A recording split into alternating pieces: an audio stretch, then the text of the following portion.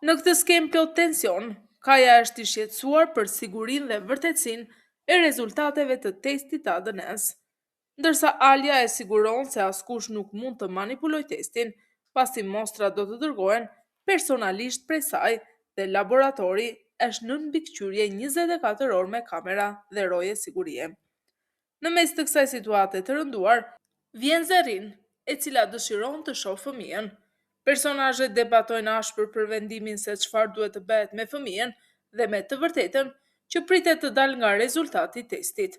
Disa prej tyre mendojnë se fëmia ka nevojë për nenën dhe se në këtë moment nuk duhet të ndahet prej saj, ndërsa të tjerë kërkojnë që të vazhdohet rruga ligjore dhe të zbardhet e vërteta përmes ADN-s. Tensioni rritet kur flitet për fshehje, gabimet të së kaluarës dhe vendime të marra në fshehtësi që kanë ndikuar në jetën e fëmijës dhe të prindërve të saj. Emocionet shpërthejnë mes dhimbjes, zemërimit dhe dëshirës për drejtësi nga Kaja. Nga ana tjetër, situata për Demirin bëhet edhe më e rëndë, pasi kërkon me çdo kusht të ndikojë mbi rezultatin e testit të ADN-s, duke kthyer konfliktin në një përplasje të rrezikshme për të vërtetën dhe të ardhmen e fëmijës. Diskutohet për rezultatin e ADN-s, duke pritur dhe më pas të vendoset nëse do të ndiqet rruga ligjore apo jo. Disa kërkojnë që çështja të zgjidhet mes tyre, ndërsa të tjerë insistojnë se fëmia ka nevojë për nenën dhe nena për fëmijën. Prandaj për momentin ai duhet të qëndrojë aty ku është dhe të mos i thuhet askujt. Ka edhe tension për testin me kërcënime që rezultati mund të ndryshohet, duke rritur dyshimet dhe konfliktet mes tyre. Në këtë skenë, tensioni midis Sadakatit dhe Fidanit është shumë i lartë, ku shpërthen një konflikt i fortë, me akuza të rënda dhe fjalë fyese, secila mbron veten dhe fajson tjetrën për dhimbjet dhe problemet që kanë ndodhur në familje, sidomos për çështjen e fëmijës dhe Demirit. Sadakati thot Fidanit se tani Kaja u zgjua, i ra mjegulla nga syt, ai e pa qartë se kush është vajza e saj, pra Zerrini. Por Fidan e mbyll bisedën duke i thënë se ajo nuk e di se çfarë ka vuajtur vajza e saj.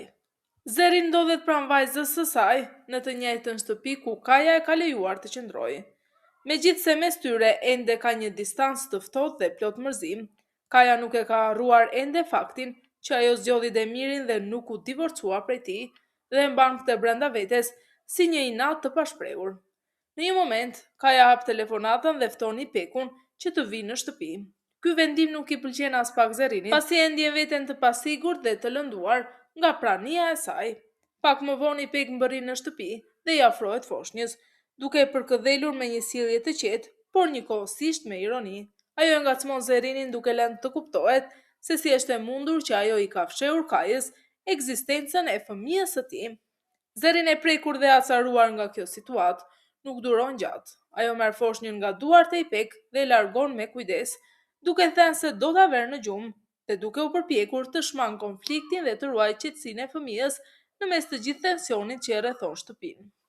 Xhiani kërkon Shahinit që të qëndrojë pranares dhe të mos largohet nga ajo në këtë periudhë të vështirë, por Shahin refuzon, duke thënë se nuk do të jetë pranë saj derisa ajo të pranojë të plotësojë formularin e abortit të shtatzanisë, pasi kjo shtatzani po rrezikon jetën e Nares.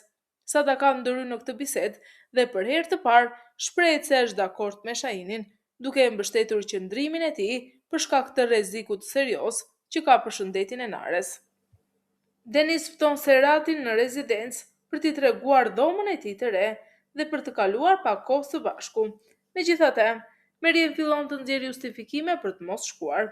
Xhian, duke parë dëshirën e Denizit, pranon që Serati të jetë mysafir në rezidencë për një natë, por Alia nuk e pëlqen as pak këtë vendim dhe shfaq hapur pa kënaqësinë e saj për praninë e Meriemit në rezidencë. Në këtë skenë, zhvillohet një konflikt i fortë me Zerrinit dhe Kajës. Zerrini kërkon llogari Kajës pse ai ka sjell Ipek në shtëpi dhe pse e ka lejuar të jetë pranë tyre. Kaja i përgjigjet ashpër duke i thënë se ajo nuk ka të drejtë t'i kërkojë llogari, sepse ishte vetë Zerrin ajo që i tha Ipekut të afrohej dhe të bëhej bashkë me Kajën. Zerrin e pranon këtë, por shpjegon se këtë e bëri sepse ndjehej i kërcënuar nga Demiri dhe nuk kishte zgjedhje tjetër. Megjithatë, Kaja acarohet edhe më shumë dhe akuzon Zerrin si fajtore për gjithçka që ka ndodhur, duke i thënë se për shkak të vendimeve të saj, Demiri mund ta kishte rritur vajzën e tyre, pa u zbuluar kurrë e vërteta. Pas kësaj përplasjeje, Kaja shpërthej në vendime të prera dhe betohet se do të marrë vajzën e tij dhe se do të jetoj bashkë me Ipek, duke bërë situatën edhe më të tensionuar mes tyre. Në këtë skenë, Alia ndihet e shqetësuar dhe acaruar nga gjithë ngjarjet që kanë ndodhur. Ajo e shpreh hapur pa kënaqësinë e saj dhe i kërkon Xhianit që Meriem të mbahet sa më larg këtyre. Alia gjithashtu thot qartë se nuk dëshiron të shkojë në rezidencë nëse ndodhet aty Meriemi. Ajo nuk ndihet të rehat me praninë e saj dhe e refuzon këtë ide. Xhiani përgjigjet duke i thënë se ai nuk dëshiron të jetë askund ku Alia nuk është, duke i bërë të qartë se dëshiron të qëndrojë pranë saj dhe të jetë bashkë me të. Ai shton se e ka ftuar Meriemin vetëm për shkak të dëshirës së Denizit për të parë Serhatin. Alia megjithatë këmbgul dhe i kërkon Xhianit që të qëndrojë pranë saj dhe të shkojnë në rezidencë vetëm për 2 orë, duke mos dashur të qëndrojë gjatë aty, edhe pse Deniz këmbgul për praninë e Serhatit. Në këtë skenë, Meriemi kërkon Myzganit që të gjejë një justifikim dhe të mos e çojë Serhatin në konak. Por Myzgan refuzon prerë dhe i thot Meriemit se Xhian duhet të di të vërtetën që Serhat është djali i tij. Meriem nuk pranon të zbulojë këtë sekret, pasi ajo ka parë dashurinë e Xhianit dhe Aliës dhe sa e fortë janë ndjenjat mes tyre. Prandaj nuk dëshiron ta prish këtë lidhje. Nga ana tjetër, Myzgan këmbgul se Meriem duhet të mendojë për veten dhe jo për të tjerët. Ajo shpreh edhe frikën e saj, duke thënë se ndoshta Serhat nuk është fare fëmia e Xhianit dhe se ajo ka jetuar gjithë këto kohë me një dyshim të madh për të vërtetën. Në fund, Meriemi kërkon Myzganit t'i premtojë se nuk do të ndërhyjë në këtë çështje dhe se nuk do të zbulojë sekretin, duke u përpjekur ta mbajë situatën nën kontroll. Në këtë skenë, Xhian kërkon që siguria në rezidencë të rritet. Ai jep urdhër që të vendoset dikush edhe pas Meriemit për ta mbrojtur atë dhe për të mos lejuar që të ndodhë ndonjë rrezik. Nga ana tjetër, Xhian ka edhe një plan. Ai përpiqet të marrë informacionin për Boranin dhe kontakton një burr që mund t'i japë të dhëna për të. Qëllimi i tij është të zbulojë çdo gjë rreth Boranit përmes këtij personi. Megjithatë, burri që ai kontakton i kërkon të presë dhe të mos nxitojë, duke lënë Xhianin në pritje të informacionit që dëshiron të marrë. Ndërsa në këtë skenë të fundit, Fejaz fton Alien dhe Denizin në apartamentin e tij për të kaluar kohë së bashku dhe për të gatuar.